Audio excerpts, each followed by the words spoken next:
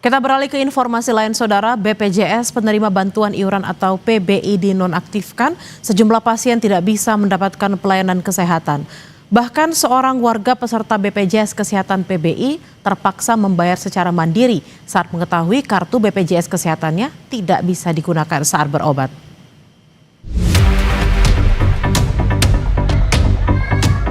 Akibat BPJS penerima bantuan iuran atau PBI dinonaktifkan, sejumlah pasien tidak bisa mendapatkan pelayanan kesehatan. Sebelumnya, Meni, pasien penerima bantuan iuran atau PBI jaminan kesehatan, terpaksa pulang kembali ke rumah dan tidak bisa berobat di rumah sakit umum daerah karena BPJS PBI miliknya dinonaktifkan. Meni mengaku tidak tahu jika BPJS PBI sudah dinonaktifkan sehingga tidak lagi bisa menerima jaminan kesehatan. Meni pun harus menunggu waktu agar BPJS PBI miliknya bisa diaktifkan kembali.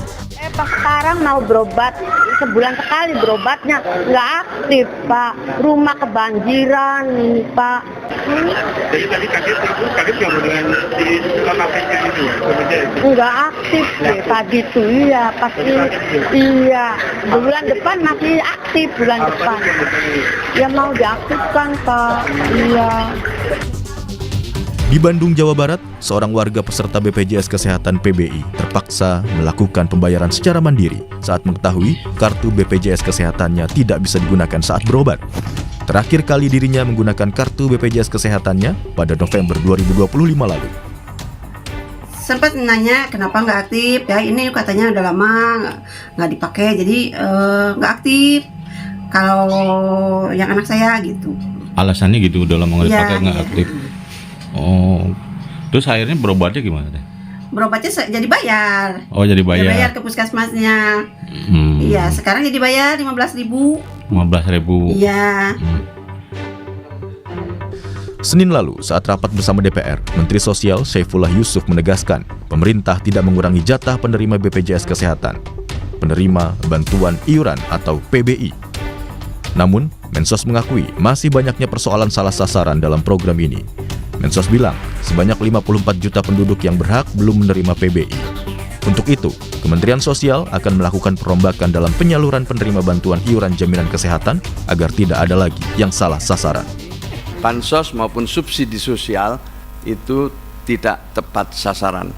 Data Dewan Ekonomi Nasional menunjukkan misalnya program PKH dan bantuan sembako yang melalui Kementerian Sosial itu ditengarai 45% tidak tepat sasaran. Direktur Utama BPJS Kesehatan Ali Gufron Mukti menjelaskan, BPJS Kesehatan tetap berfokus menjaga akses layanan kesehatan. BPJS Kesehatan berada di sisi demand, bukan supply layanan kesehatan.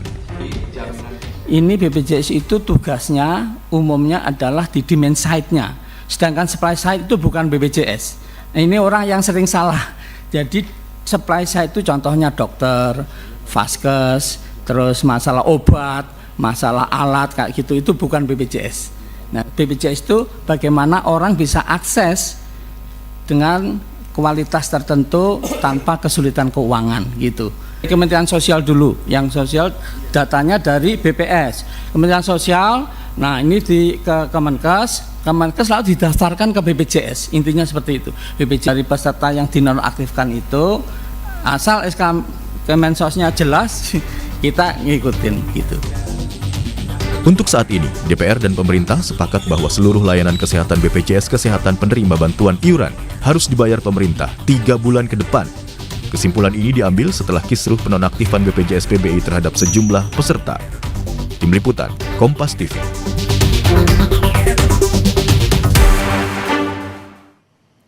Akibat BPJS penerima bantuan iuran atau PBI dinonaktifkan, sejumlah pasien tidak bisa mendapatkan pelayanan kesehatan. Bahkan ada yang harus membayar secara mandiri agar tetap bisa berobat.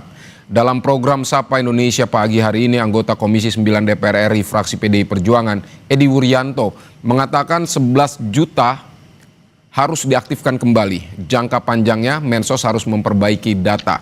Ketua Forum Konsumen Berdaya Indonesia Tulus Abadi mengatakan solusi 3 bulan ke depan akan dicairkan jadi langkah positif yang perlu diapresiasi.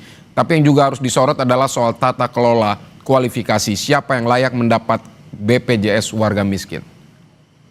Sepakat antara DPR dan pemerintah baik ya, artinya 11 juta harus dinonaktifkan kembali oleh Kemensos, dan itu perlu regulasi teknis kan, karena kalau nggak ada regulasinya nanti rumah sakit dan BPJS yang dirugikan.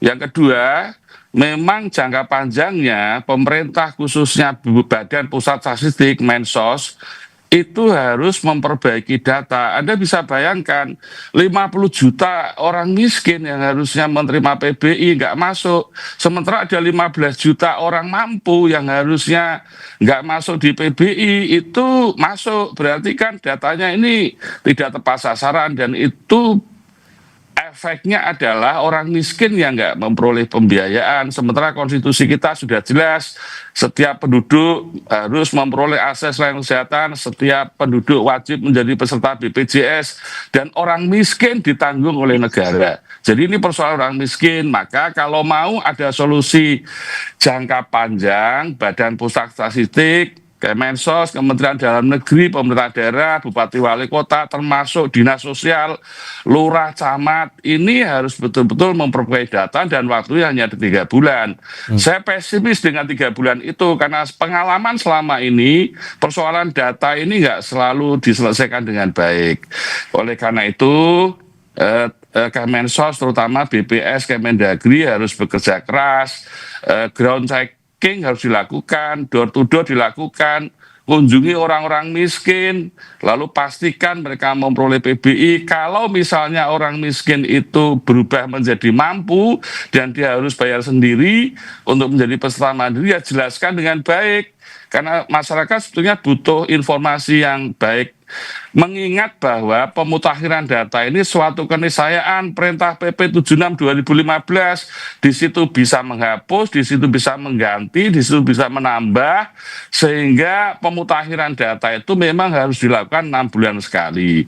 Maka kalau hulunya ini nggak diperbaiki dengan baik oleh Kemensos dan BPS, yang kena siapa? Kemenkes, BPJS, Direktur Rumah Sakit, pasien, lalu perawat yang selama ini menangani pasien, hubungannya dengan pasien dekat sekali, menjadi tumpahan kemarahan.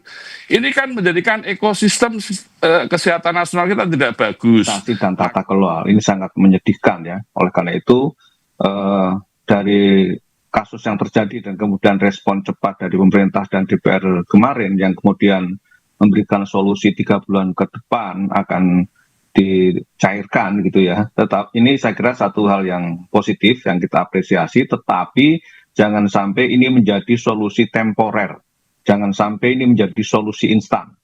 Ya, bahwa saya sepakat dengan Pak Edi, ada persoalan data dari sisi hulu, ini penting, tetapi saya kira yang juga harus disorot adalah masalah tata kelola. Bagaimana pemerintah dan pihak-pihak terkait dalam menentukan kualifikasi siapa sebenarnya yang layak mendapatkan PBI. Ya, ini yang menurut saya masih harus dituntaskan.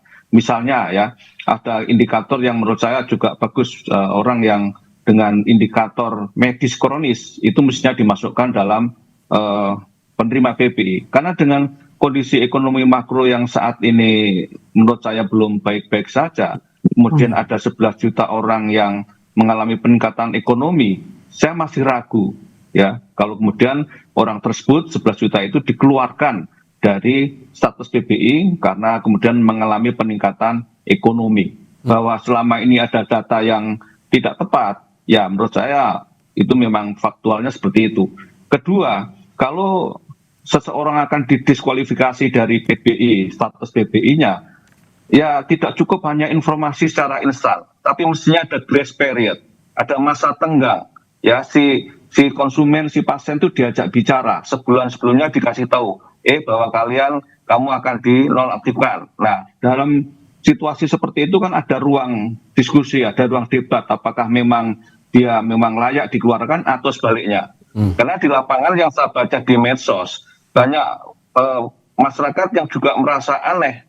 Karena apa? Karena dirinya dikasih kualifikasi PBI, padahal dia merasa mampu. Nah, ini kan juga kesalahan-kesalahan yang selama ini tidak dilakukan dengan baik dalam konteks menentukan kualifikasi dan tata kelolanya. Jadi saya kira crucial poinnya adalah selain data adalah tata kelola diperbaiki ya, sehingga betul-betul orang yang berhak untuk PBI itu memang punya status sosial, ekonomi, dan kesehatan yang penting, dan kemudian tidak salah di dalam mengkualifikasi bahwa yang bersangkutan adalah layak dan tidak layak PBI. Saudara, sebanyak 4